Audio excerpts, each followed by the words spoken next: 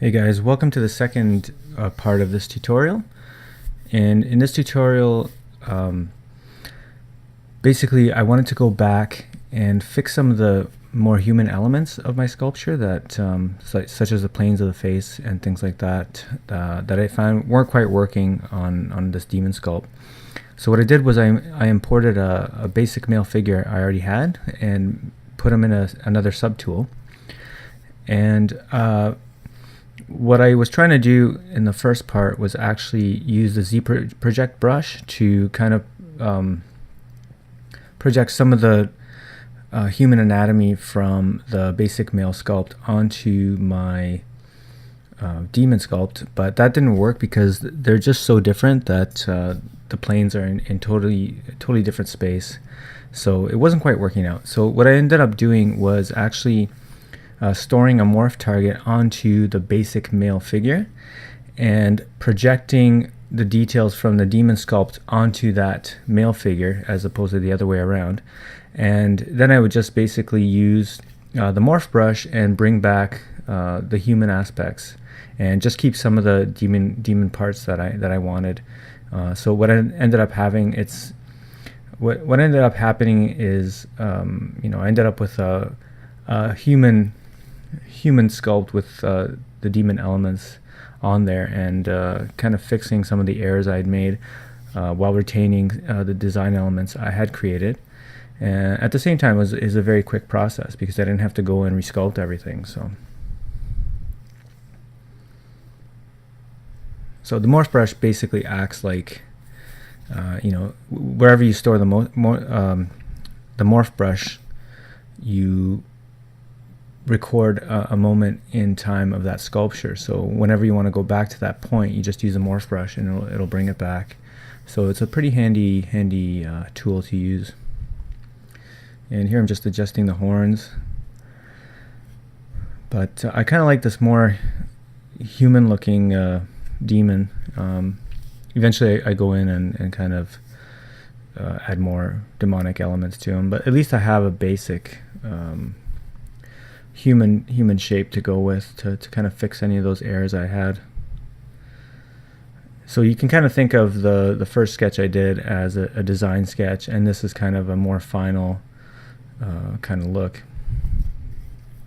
So it wasn't a wasted process, it was just the means to get to this point. And here I'm just deleting some of the subtools that I don't need. I tend to do this quite a bit. I'll save out my model and then I'll clean it up using the subtool master and just delete invisible.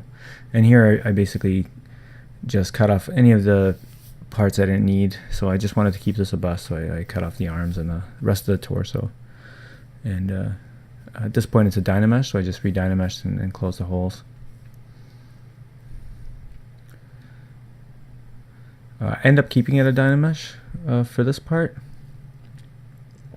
I then pretty sure I subdivide it later on when it comes to poly painting, but here I'm just trying to add in some more of the demonic aspects that I had designed before.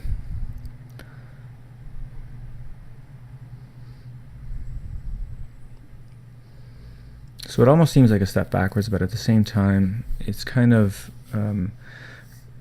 clarifying the ideas I had established ahead of time and getting rid of that busyness that I had created that took away from the sculpture. So it ends up looking a lot more believable and definitely a little cleaner. Here I'm just trying to make a different type of nose, more kind of orcish or demonic, almost like a goat's nose or something like that.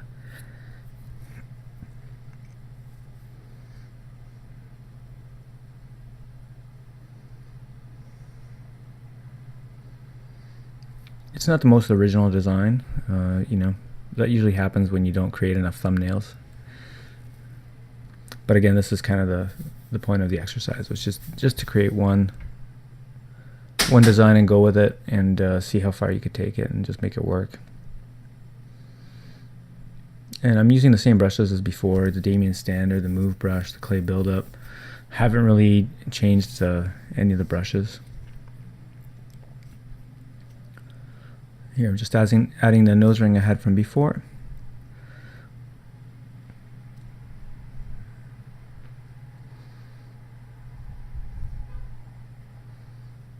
And just making adjustments with the move brush, making sure the profile looks okay.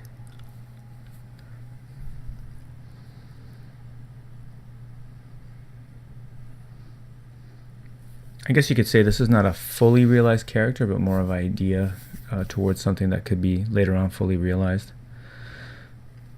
And here I'm just making the transition from the horns onto the head a little bit more believable, more refined.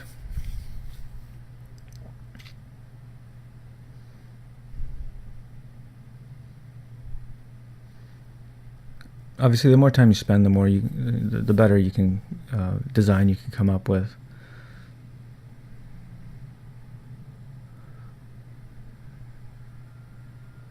Here, and just adjusting the ears to allow for the plugs to fit properly.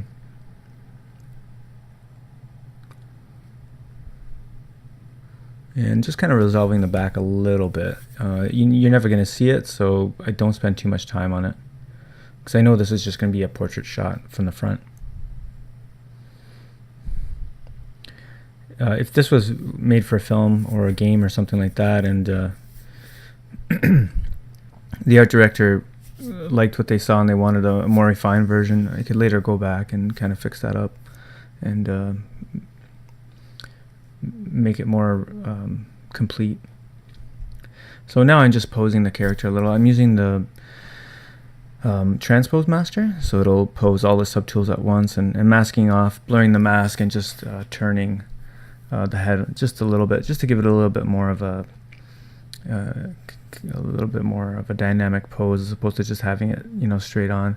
And at this point, I don't have symmetry turned on anymore, and I'm trying to fix the neck. And at the same time, I'm going to be making some slight changes to make it look less symmetrical and more natural looking in the quickest way possible.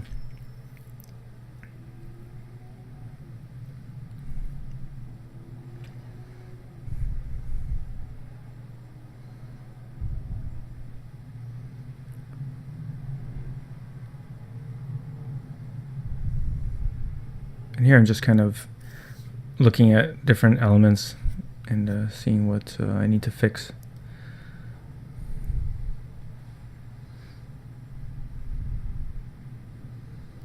So even just a simple pose can make a big difference. And here I'm just z-remeshing and going to project the details back onto the sculpture.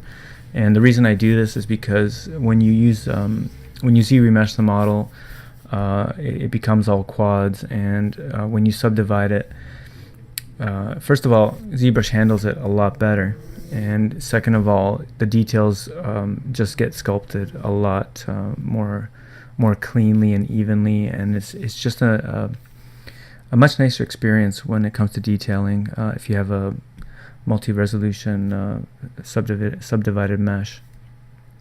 Now, I didn't subdivide this super efficiently. I could have done that if I want to spend more time, and if it was a production model, I would have done that. But in this case, I just basically hit the Z-remesher button and just went with what it gave me. But you can dictate where you want more resolution or less resolution if you paint it ahead of time using the paint by density feature on Z-remesher. So that's definitely something that is a good idea to do, because I didn't really need a ton of resolution on the back of the head or areas under the under the bust and things like that, and it just kind of saves on memory and polygons. But in this case, it wasn't a huge model.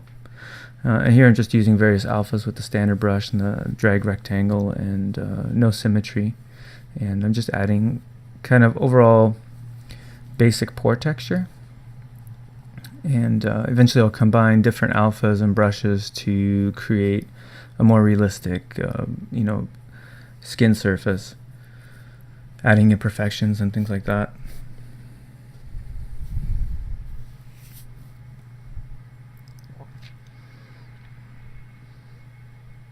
usually what I like to do is kind of get a overall texture, overall kind of bump texture onto the model, and for that I usually use the standard brush with a very low brush intensity, like maybe like 10 or 16 or something like that, and use the spray and kind of the little dot alpha, or in this case I even used the surface function and added some bump texture and applied it to the mesh. But in any case, it always becomes a whole bunch of layering of alphas and brush strokes and things like that. Like in this case, I'm adding some veins. And I got all these alphas on the download center on Pixelogic's website. But you can also make your own. Any grayscale image will do, or you can, grab a grayscale image by sculpting some details and grabbing it using the grab dock function in Zbrush. I think I found some burnt textures, and I'm just kind of giving him this kind of scarred, burnt skin texture onto the one side. I then imported some kind of lizard skin and lizard eye images that I found on the internet into my spotlight, and this is what I'm going to use to paint his eyes. I had imagined they were kind of this reptilian, kind of cold-looking eyes. I also switched the material to Skin Shade 4, which is much better for painting. And here I'm just basically using standard brush with the dots just to paint them. Now you want to make sure that your eyes are at a high enough resolution, or anything you work on should be at least 1 million polygons, or else the texture won't be high resolution enough, because poly painting is directly related to the amount of polygons you have. So the denser your mesh, the more clear the texturing will be. So you want to aim for at least 1 million polygons. That's kind of the minimum to get a good result.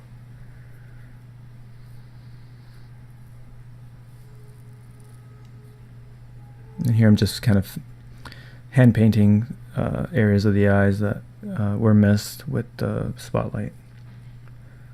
And I just eventually, at this point, I use the color picker, and that's just the hotkey C to pick some colors on the reptilian skin to kind of fill you kind of fill the body with a basic skin tone, and I use masking by peaks and valleys and things like that to kind of bring in details.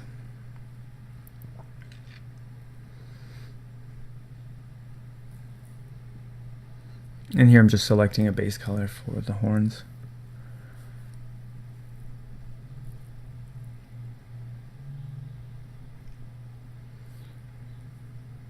I had a vague idea for the kind of color scheme I wanted on this guy, but nothing super precise. So this is kind of a exploratory process for me.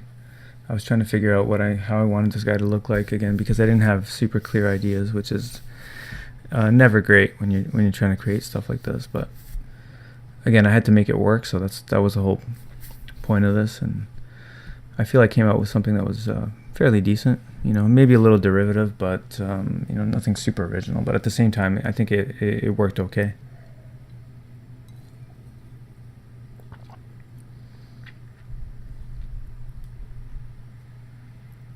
So I wanted kind of a cooler color palette for his skin, like blues and things like that. And I wanted to give him some patches of kind of a tan skin.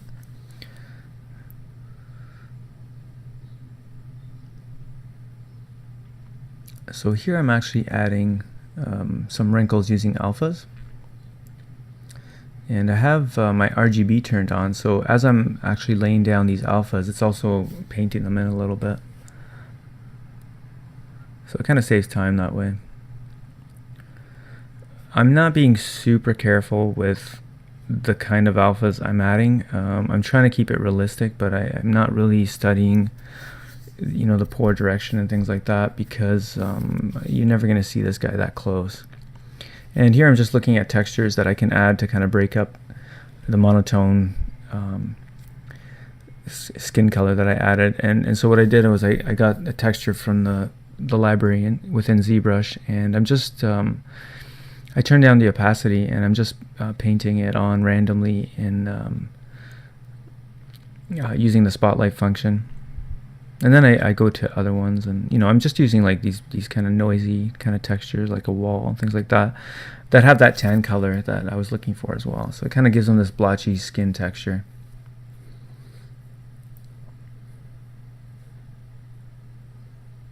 I'm just trying to fool the eye a little bit, It's just a little quicker doing it this way than trying to do it by hand, and it actually has the results a little bit better too. Because you kind of pick up this randomness that is found in nature that's it's hard to replicate. And by keeping the opacity down, you can't really make out what it is. And so it's kind of like going back and forth between these elements, and also using the masking by peaks and valleys really helps you kind of bring out those details.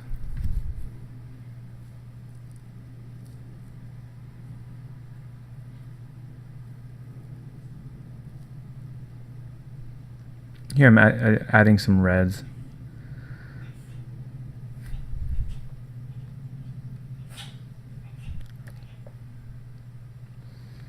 And just trying to bring out the details on the burnt area, and just using kind of this this kind of gravel texture to break up the skin further.